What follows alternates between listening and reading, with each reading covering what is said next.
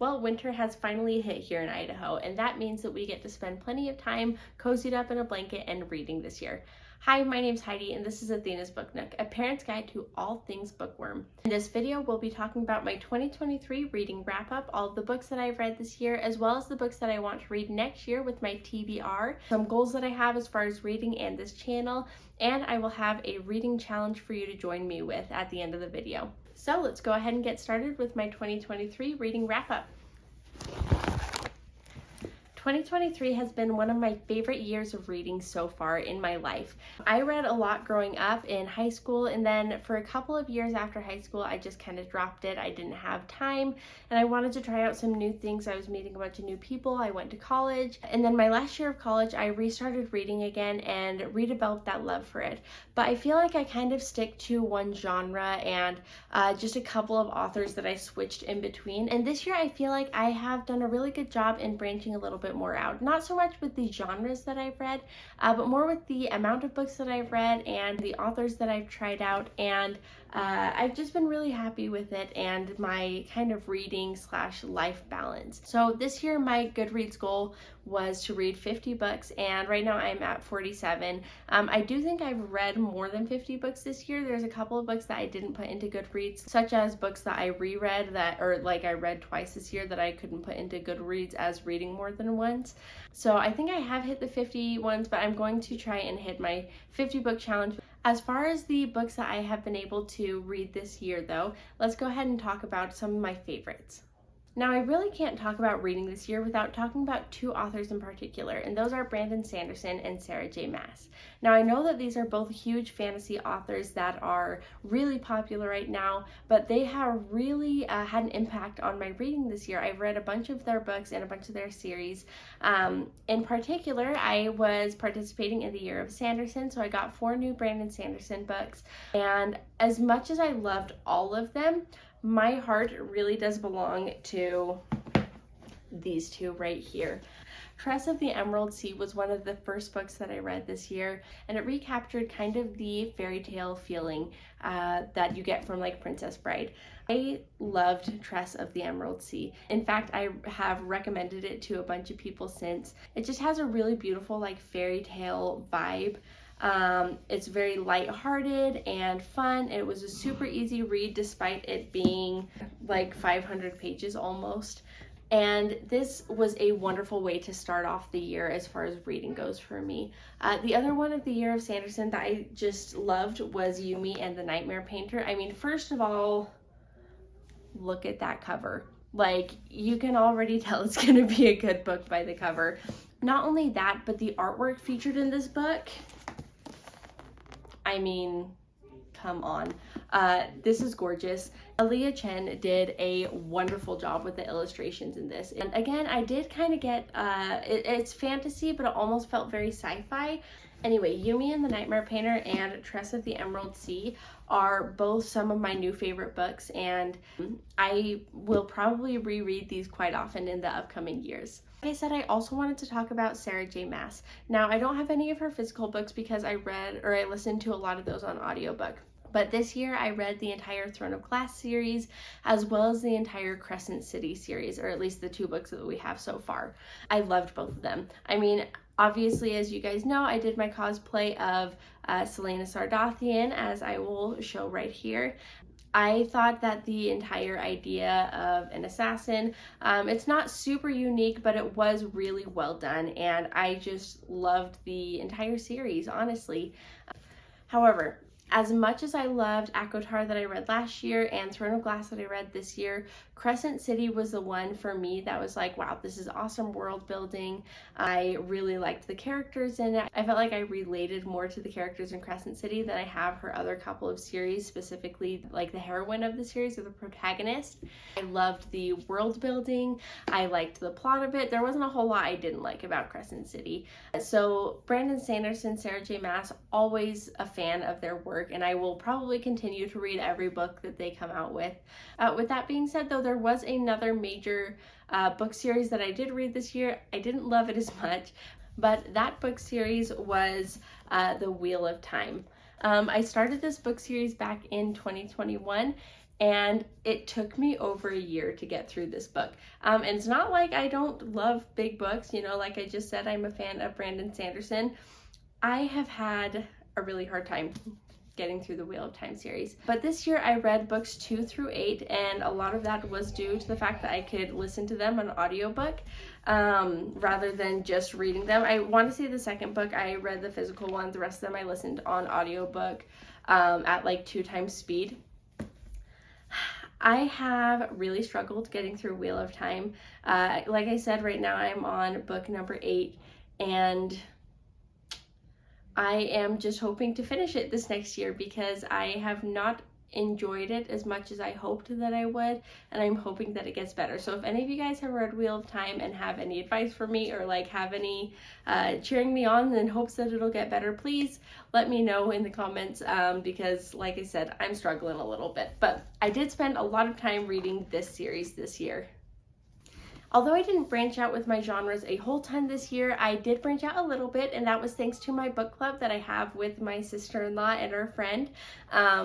It's a very small book club, but I've really liked how we've tried to focus on books that we haven't really tried out before. The first one that we read was The 7.5 Deaths of Evelyn Hardcastle, and I was actually surprised by how much I liked that book. I don't have the physical book because I listened to it on audiobook, but I was surprised by how much I liked it. In fact, that's what I gave to my dad for Father's Day this year, was that book. That book really surprised me because I've never read anything quite like it. It was like a murder mystery, and it was really fast-paced, very unique as far as the way of storytelling and the plot.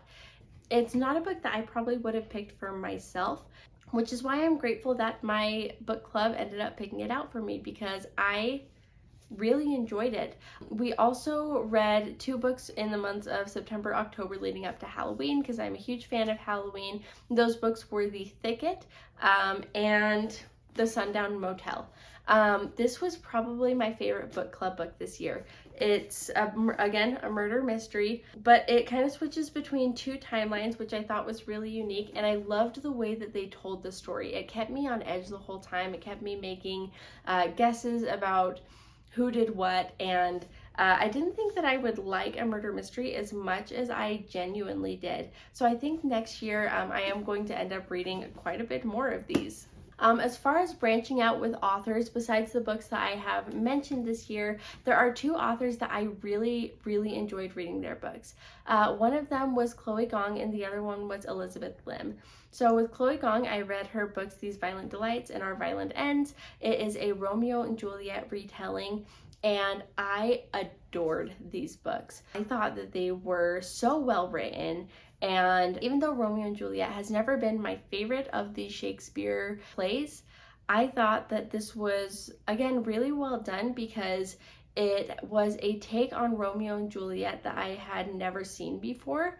And it was done in a unique way where it wasn't a direct retelling, but rather it was kind of inspired by Romeo and Juliet, where it was basically their story set in the 1920s in Shanghai, and it talks about different gangs of people from Shanghai and a gang from Russia. So she did a great job of that. I'm actually hoping to read her other duology next year. It's called Foul Lady Fortune. Again, because I really enjoyed her style of writing, and I think that I am going to probably continue enjoying it. The other duology that I read this year was by Elizabeth Lim, and it was 6 Crimson Cranes. This was a young adult book. I'm actually going to put out a review of 6 Crimson Cranes in the next couple of weeks. 6 Crimson Cranes was a very pretty, beautiful fairy tale-like retelling, and this was recommended to me by one of my friends, and I am really happy that she recommended it to me. I really like this author. I thought she did a great job keeping the book young adult, but also incorporating this really beautiful romance into it. It was a like 10 out of 10 read for me, so I encourage you guys all to read it as well. Okay, so these were not all of the books that I read this year. Like I said, I did read like 47 of them. However, these were the ones that were the most notable, that I either enjoyed the most or that I spent a lot of time reading. So let's go ahead and move on to my 2024 TBR. My book goal for this year is still 50 because last year I felt like I was able to maintain a very good balance of reading as well as hanging out with my family and working still, and so I wanted to maintain that 50 book goal. But I did have a couple of other goals in terms of reading. So like I said, this last year I did branch out a little bit in terms of genre, but it was still mainly fantasy, romance, as well as a little bit of murder mystery. So I did want to branch out just a little bit in terms of both authors and genres. I do have a few other reading goals that I'm going to actually share in one of my following videos that's going to talk about my 2024 reading journal that I'm creating. I'm really excited about this reading journal. I've never been great at journaling, but I felt like this was kind of a fun way that I could use to keep a journal as well as keep track of the books that I was reading. I am planning on doing a book bingo challenge in that reading journal that I'm going to share with you guys. So if you guys wanted to participate in the challenge with me, you are more than welcome to. You don't have to try and get all 25 types of books that I'm going to list on there, but I am going to try to, since that's half of my reading challenge for this year. But let's go ahead and get started with the books that I'm excited to read this next year. Now, these first two are going back to the authors that I mentioned last year that were kind of the two big authors that I read, and that's because they're both coming out with books this year. Now, the first book that I am excited about coming out this year is House of Flame and Shadow. It's Crescent City 3.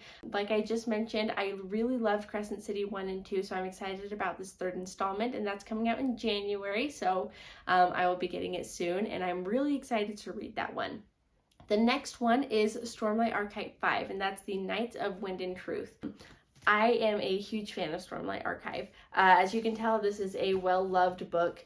Stormlight Archive was kind of the book that got me back into reading. When I first met my husband, he was reading the second Stormlight Archive. Again, like I said, I hadn't read in a long time, but I've always been interested in fantasy. So I picked this book up, and I love it. I have been a huge Brandon Sanderson fan ever since, and that was back in 2018. So I've been very eager for this next installment. It's going to be the end of his first half of the Stormlight Archive, so super excited about that one. That one should be coming out next fall, so I want to say it's November, but I could be wrong about that. Now, onto some other book goals that I have. So in this book reading challenge that I'm putting out, one of them is to read a local author. So like I said from the beginning of the video, I'm from Idaho. I actually got this book at a local fair that I went to, and I have not read it yet. I don't know anything about this author aside from she's local, but this book is called Two Masters. I will read the back for you guys real quick. It says, Gwen's family had only one rule: stay out of Grandma's garden, and if it wasn't for her annoying cousin, she never would have broken it. Everything seems fine until she pulls an ancient book from an old well inside and pays for it. A dark magic is released from its prison, and Gwen becomes its new host. Now, not only does she have to learn to use her own magic, she must also keep the dark magic from taking over her soul. Some rules are made to be broken, but breaking this one may just destroy the world. So, I thought this was kind of interesting, so I'm really looking forward to reading it. It's a pretty short book. I think I'll be able to get through it pretty quick, but I do want to support more local and small authors, so that's something that I am aiming to do this year. Next up on my book goals is I do want to try a nonfiction book. This is not me at all. However, I do know some people that love nonfiction books. I've never been one of those people, but I've had this book for, I want to say, 4 or 5 years now. When I went to college, I studied microbiology, and I've always been really fascinated by biology. This one's called The Ghost Map by Stephen Johnson. It says the story of London's most terrifying epidemic, how it changed science, cities, and the modern world.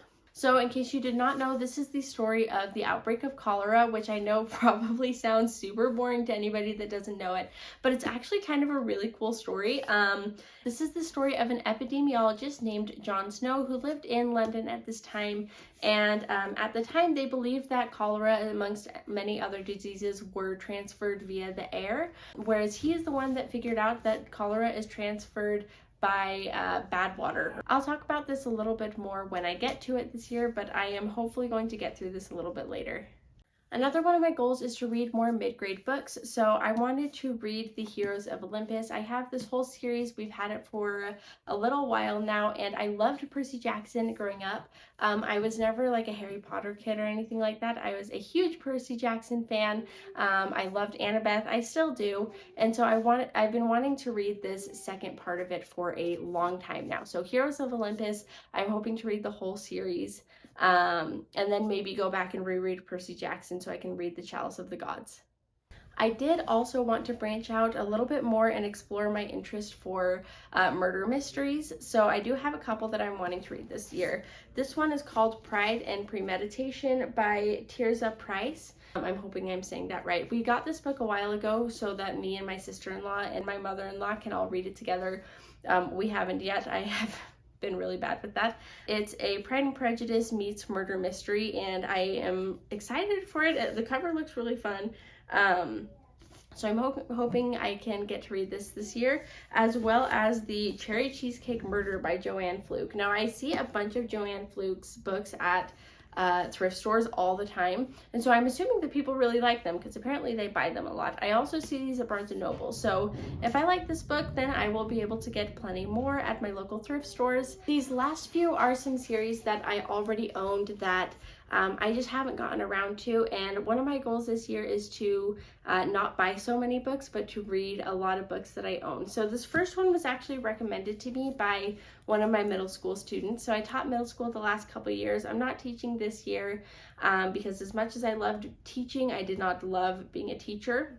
But the student that recommended these to me was very, very sweet, and I was really looking forward to these. So these are this is the Serafina series. Now I know that there's more than just 3 books, but I am looking forward to reading these. I don't really know anything about the books other than I think the covers are beautiful and my student recommended them to me. So looking forward for this one. The next one is a duology that I've had for a few months now, and it's The Daughter of the Pirate King and The Daughter of the Siren Queen. So as you can tell, these are kind of pirate books. Like I said, I still don't know a whole ton about them. I saw them all over Book Talk though, and I wanted to read them.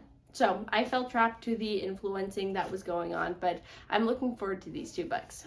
Last one that I wanted to read has a lot of hype around it. I've heard really wonderful things. I've also heard things that people don't love it as much. I'm pretty sure I'm going to like them, but it's the Grishaverse by Leigh Bardugo, specifically Shadow and Bone. I have the whole trilogy, and I want to read it because I want to understand the memes and enjoy the fan art just like everybody else. So I'm hopping on the hype train about this one and hoping that I really like it because, like I said, I already have the whole trilogy. There are a few other books that I am planning on reading this year, none that I'm going to highlight right now, but I will keep you guys posted throughout the year. You can follow me on Goodreads if you want.